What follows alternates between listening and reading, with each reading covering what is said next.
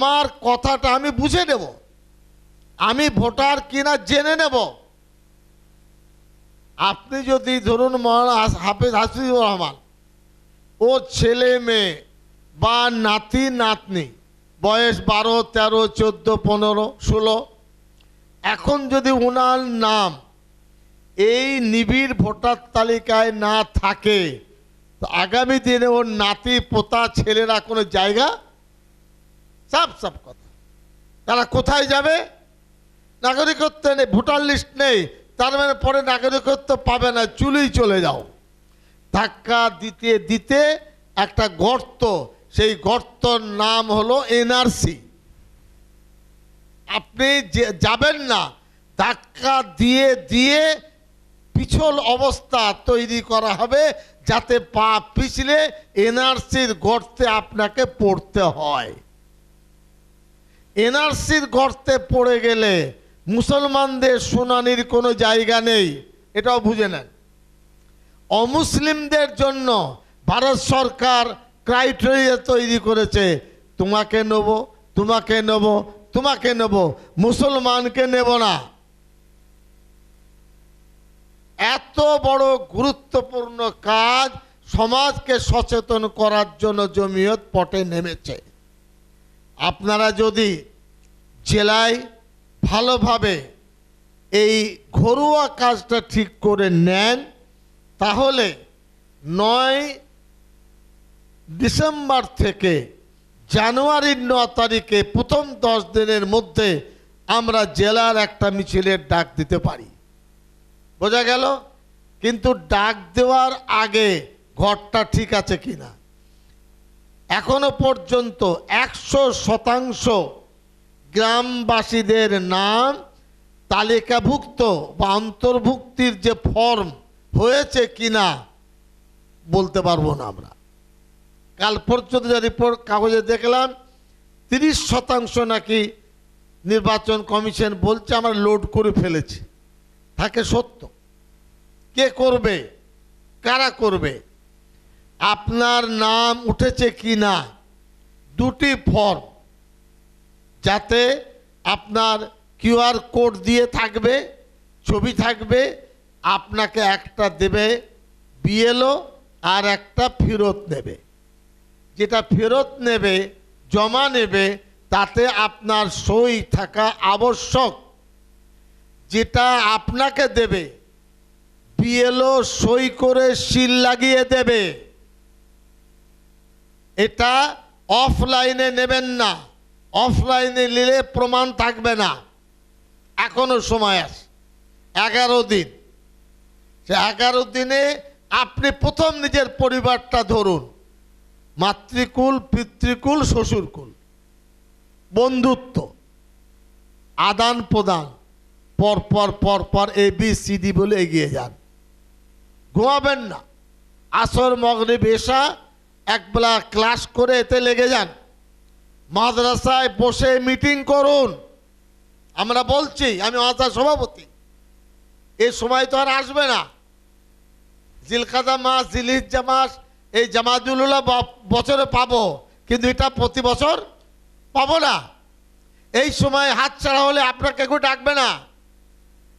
এই সময়টা দরকার হলে মাদ্রাসা ছুটি দিয়ে কাজ করুন। অস্তিত্বের লড়াই, খেলার লড়াই নয় এটা। প্রত্যেক শিক্ষককে বলুন আপনি কি করেছেন, কৈফিয়ত চান, খাতা তৈরি করুন। ছাত্রদের ছুটি দেন, ইমামদের ডাকুন। 50 গ্রাম 100 গ্রামের লোক আসে মাদ্রাসায় জলসায়, হুড়মুড়িয়ে 50,000 লোক ডাকুন তাদেরকে। কবে ডাকবেন? তাদের মাথায় হাতকে দেবে, আমরা দেব। এই আন্দোলনটা যখন জনমুখী হয়ে যাবে তো দেখবেন আপনার শক্তি ইনশাল্লাহ বাড়বে। বোঝা গেল? এই 4 ডিসেম্বর এটা ক্লোজ হয়ে যাবে। এই শেষের 10 দিন মানে ধরুন 26 থেকে 4 ডিসেম্বর, বেশিরভাগ এই সময়টা ওরা কম্পিউটারাইজ করবে, ঠকঠক করে লিপিবদ্ধ করবে। আপনাকে আগে থেকেই বুঝে নিতে হবে ঠিকঠাক কাজ হলো কি না। বিজেপি যে দূরভিসন্ধির রাস্তা খুলেছে বা আরএসএস মাথায় আছে, সেটা কি, এর নামটা কি করে বাদ দেওয়া যায়? আমি আপনি বুঝবো না, সাদা মনে ফর্ম ফিল আপ করে দিয়েছি, কিন্তু আপনাকে বিএলও এবং বিএলওর উপরে ওর কি হলো নাম, সিয়া,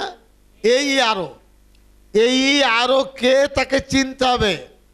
সাদা জামা গায়ে দিয়েছে না রঙিন জামা, কোথায় বসে, বারবার যাবেন, জামার নাম এসছে, তুলেছেন, সিরিয়াল দেখান। এই চাপটা বাড়াবে পাবলিক। এটা আন্দোলন হবে না, এটা ব্যক্তিগতভাবে এই আরওর কাছে যেতে হবে। এটা বিডিও অফিসে তার অফিস, বুঝতে পারলেন? এটা না হলে সরাসরি এসডি অফিসে যাবেন। এখন যে সুযোগটা পাচ্ছেন 4 ডিসেম্বরের পরে 9 ডিসেম্বর থেকে ওই শক্তিটা কিন্তু কমে আসবে।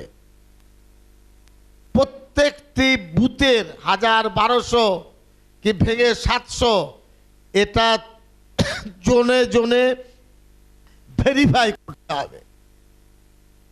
9 ডিসেম্বর থেকে এই ভেরিফিকেশনে খসড়া তালিকায় এসেছে কিনা প্রত্যেকেই দেখবেন, ঘুমাবেন না কেউ।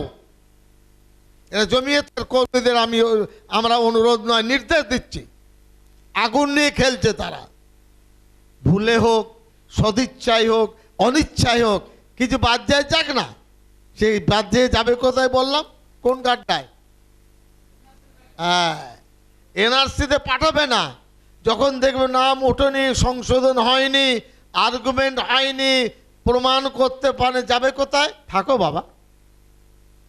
পরিচয় বাদ যাবে, রেশন কার্ড বাদ যাবে, সরকারের যাব অনুদান বাদ যাবে, ব্যাংক বাদ যাবে। বলে পরিচয় নিয়ে এসো, পরিচয় তো নেই। পরপর আঙুল কাটা হবে, হাত কবজি কাটা হবে, হাত কাটা হবে, পা কাটা হবে, মুন্ডুটা পরে কাটা হবে। এই কথাগুলো খুব দায়িত্ব নিয়ে আপনাদের বুঝতে হবে। আমাদের বুজুর্গানের দিন আল্লাহওয়ালা কেন আন্দোলন করেছিলেন স্বাধীনতা? দিল্লির গদির জন্য করেছিলেন। ভারতবর্ষে ধর্মনিরপেক্ষ শক্তি আসলে আমাদের মাদ্রাসা, আমাদের মসজিদ, আমাদের তাহজিব তামাদ্দুনটা ভালোভাবে, এটা তার লক্ষ্য ছিল। এখন আমরা করছি কেন? এটা আপনার আইডেন্টিটি, এটা আপনার পরিচয়। এটাকে ভালো করে বুঝতে হবে। পাড়ায় পাড়ায় গ্রুপ মিটিং করতে হবে। চায়ের দোকানে বিকেল বেলায় চলে যাবেন অন্য পাড়ায়, চাচা তোমার নাম আছে গো? না তো রে বাবা। ফুপু তোমার নাম আছে? বলে কেউ তো বলেই নেই। আমরা যদি মাদ্রাসা থেকে 25টা গ্রুপ করি, কি সমস্যা আমি জিজ্ঞেস করছি। রোজ যদি 25টা গ্রুপ ঘুরে 200-250 জায়গায় আপনি চলে যাবেন। আমি কাজের কথা বলছি। সারা রাজ্যে এইভাবে কোথাও 100, কোথাও 150 একেবারে ব্যানার ক্যাম্প লাগিয়ে তারা কাজ করছেন। কোনো বাধার সমস্যা নেই। আপনি ময়দানে নামবেন, ময়দান আপনার, না নামবেন ছিটকে চলে যাবে। কেউ কেউ ভাবছে আমার নামটা থাকলে হবে। আরে বাবা, তোমার নাম তো বোঝা যাবে ফেব্রুয়ারির 7 তারিখে, আর খসড়া তালিকায় বোঝা যাবে আছে না নেই। ছবিটা ভালো করে দেখুন। এই ছবি দেখার জন্য এই আরও অফিসে যেতে হবে। 2-4টে ধরুন দরজা বা জানলা বিডিও অফিসে খোলা আছে। 9 ডিসেম্বর থেকে এসডি অফিসে 4টে জানলা খুলে দেবে। এটা হলো বুথ নম্বর অমুক, পার্ট নম্বর অমুক। আপনাকে যেতে হবে যে আমার কোন পার্টটা কোন জায়গায় আছে, তবেই আপনি সজাগ এবং সচেতনভাবে এটা করতে পারবেন। আল্লাহর মেহেরবানি, আলিপুরদুয়ার, কুচবিহার, জলপাইগুড়ি, শিলিগুড়ি মিটিং করে সেখানে একদম কাজ শুরু হয়ে গেছে। মালদায় কাজ শুরু হয়ে গেছে। দক্ষিণ দিনাজপুরে ক্যাম্প করছে, উত্তর দিনাজপুরে ক্যাম্প করছে। দক্ষিণ 24 পরগনায় 150 থেকে 250 ক্যাম্প করে তারা কাজ করছেন। বর্ধমানে কাজ করছেন। আপনারা আমি জানি না গ্রামে গ্রামে ঘুরছেন কিনা। জেলা সংগঠনের সভাপতি সম্পাদকের দায়িত্ব কি খবর নেবেন। আমরা যেমন মুফতি ইব্রাহিম হিসাবে চেয়ারে দেখতে এসেছি, আপনি তেমনি 10 জন এই 19টা সংগঠনকে ডাকুন এখানে কালকে, ভাই দুপুরবেলায় এসো, তোমরা আসর মাগরিবে কথা বলবো সরাসরি, আর তাদেরকে বলুন কতটা কাজ করেছো। এরপরে চলে যান নিচে, তাহলে দেখবেন জায়গা কেউ দেয় না, জায়গা করে নিতে হয়।